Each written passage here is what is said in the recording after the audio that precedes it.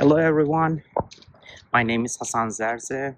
Today is September 4th, 2025, and I would like to talk about special relativity.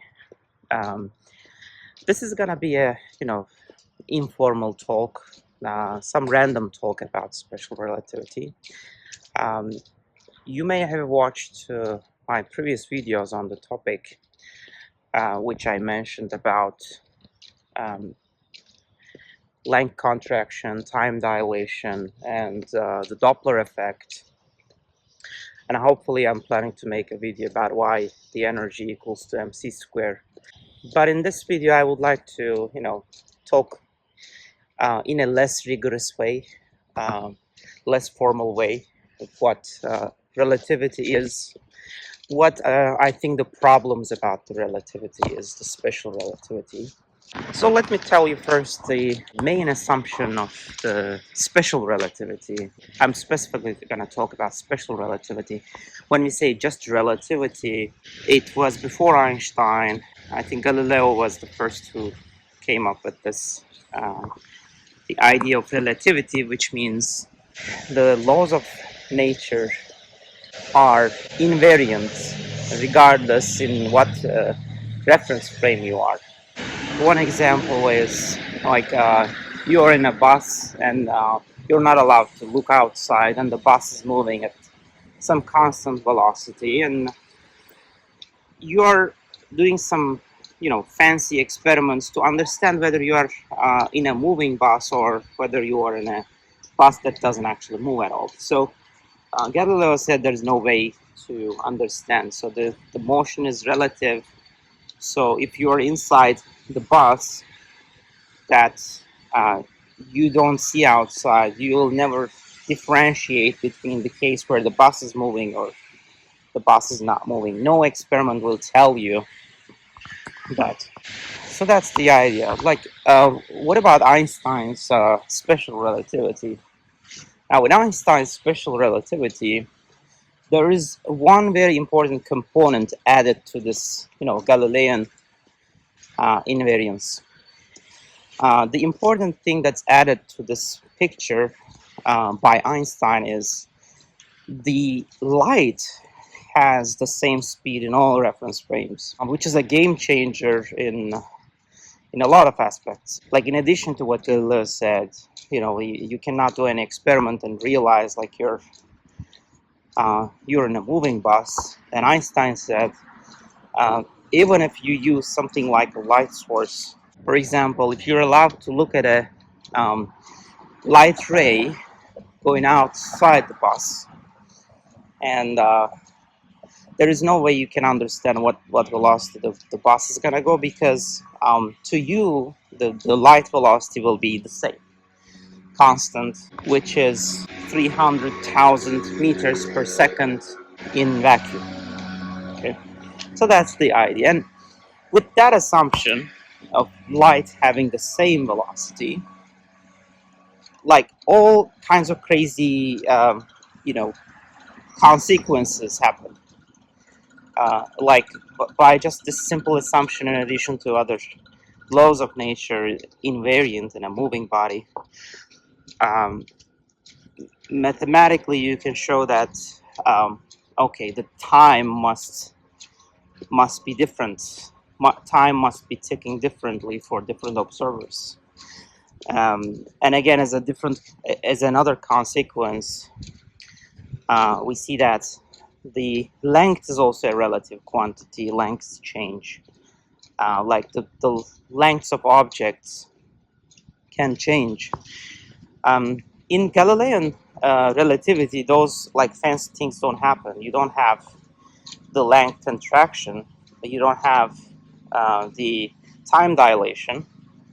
Like if you measure a ruler, which is like 1 meter, a meter stick, which is 1 meter, it doesn't matter whether it's moving with a velocity v or not, or whether it's at rest. The length of the ruler is taken the same in Galilean relativity, but in Einstein's relativity, as a direct consequence of the speed of light being constant, you get all these crazy stuff. Now, at this moment, you can ask, like, why did Einstein, add this, uh, you know, add this assumption to the theory, which will have like weird consequences, right? That's a very legitimate question. And the reason is because there was a problem in physics during the time of Einstein before he came up with this idea of special relativity. And the problem was introduced by Maxwell, actually. Maxwell came up with the Maxwell's equations of electricity and magnetism. He combined all the laws of electromagnetism in 4 different formulas. And those 4 different formulas yielded one constant for the velocity of the electromagnetic waves. And he realized that there is one constant number for any electromagnetic wave for its velocity. So any electromagnetic wave moves with the constant speed, with some constant speed, which he amazingly realized that it's the same speed that people measured for the speed of light. He said that this is remarkably almost the same as the speed of light that they measure with the experiments. And then he said, okay, so the speed of light is appearing in this Maxwell's equations, and he said, okay, all the electromagnetic waves are light, and then light is also a like specific type of electromagnetic radiation. So he came up with this idea, but here's the weird thing. Maxwell, when he realized that he had a constant speed of light, in the derivation he saw nothing that will influence the speed of light.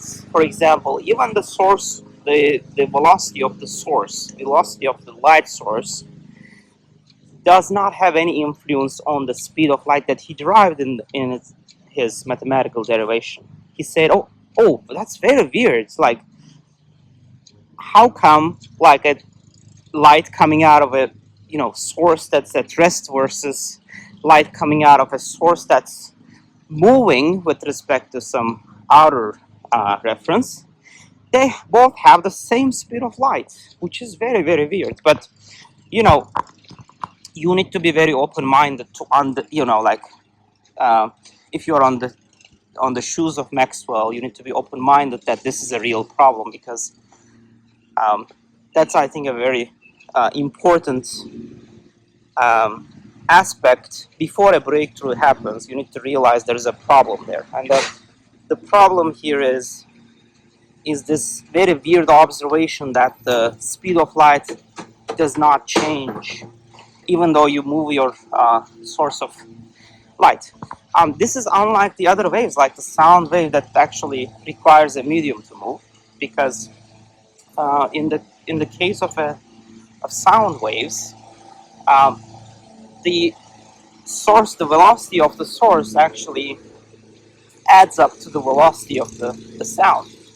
So there's a contribution of the source velocity. But here, Maxwell found that there is no influence of the source velocity whatsoever in the velocity of the light that I derive. So that's what he found. And then that was a big problem in physics back then. And that's the reason why Einstein added to this relativity, the Galilean relativity, added another assumption that the light speed must be the same for any observer, which actually remarkably changed the situation. And he came up with all these crazy, weird consequences. And later, experimentally, these consequences were tested, and they were proven to be, they were not able to be disproven. So people showed that with experiments done with muon particles that's coming to Earth's surface. They found that it matters at what velocity the muons are moving. Their decay time changes depending on their speed. So they found this actually. So they found that the time ticking for muons is different for different velocities of the muons. So they showed this experimentally that this theory of relativity, special theory of relativity, makes sense. Now, let me tell you a couple more things about this special theory of relativity. Now, it's not perfect, and as Einstein knew it, because there was again, there were some other problems that's associated to special theory of relativity. And the problem was, it was not, solving the problem of gravitation. So, Einstein tried to come up with a more general theory, which is the theory of general relativity. And the reason is because he wanted to include both the gravitation and also acceleration. Now, one problem that appears is when you think about reference frames in special relativity, like for example, an observer at rest versus an observer moving at a specific velocity with respect to the other observer. And in this case, you need to have the reference frame moving at constant velocity. So Einstein actually formulated all these ideas in the special theory of relativity, formulated all these ideas for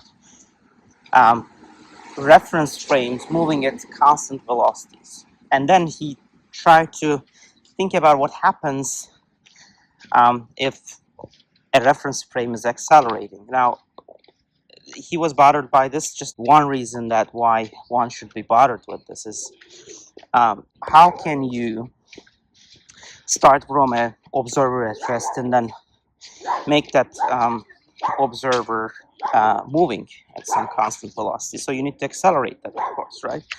Because if you want to make comparisons like length contraction, time dilation, you need to first measure the two things before the experiment, and then like one observer must actually move with some velocity, but then you need to accelerate that observer, right, before it reaches the speed v, constant speed.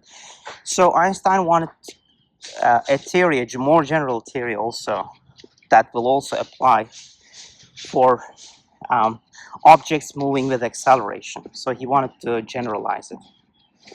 And he also realized there is a relation between this accelerating bodies versus bodies that are under the influence of gravity. So he tried to combine the two and then came up with the general theory of relativity. I'm not going to go into detail for this video for the general relativity, but the connection was actually made by his famous thought experiment. He called it as his happiest moment, and he came up with this idea that when you're actually falling in an elevator due to gravity, there is no way you understand whether you're falling, for example, in an elevator versus the elevator is accelerating upwards. So there's no way you can distinguish the two. This is the equivalence principle. Okay, let's go back to the special relativity. Now, here's the part that we need to try better to make sense. And this is actually the observer itself. Like, I think the same problem arises in also quantum mechanics, where there's a lot of attribution, special attribution to the observers. Now, when we talk about observers and reference frames, we need to set them up very carefully. And here's the reason why I see there's a problem.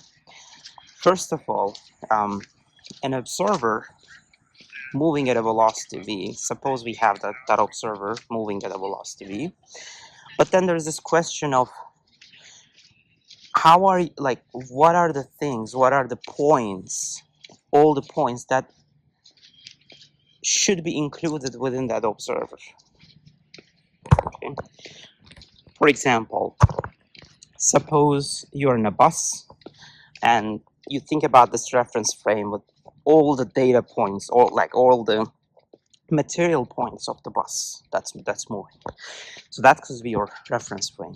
So all the molecular points, or all the molecules or atoms or protons or electrons whatsoever, all the particles that make up this bus. But then here's the problem. They're all different particles, they're all different entities, and they all behave independently. What makes us believe that they all make up one single unity or one single being? Aren't they separate particles? Okay, that they're interacting and so on, but what if the parts that do not interact with each other? Like, we're encompassing all those molecules and points and, you know, particles in the same entity, which we call as the observer. I think we should do a better job in explaining what that observer is. Another example that might actually clarify my concerns about relativity.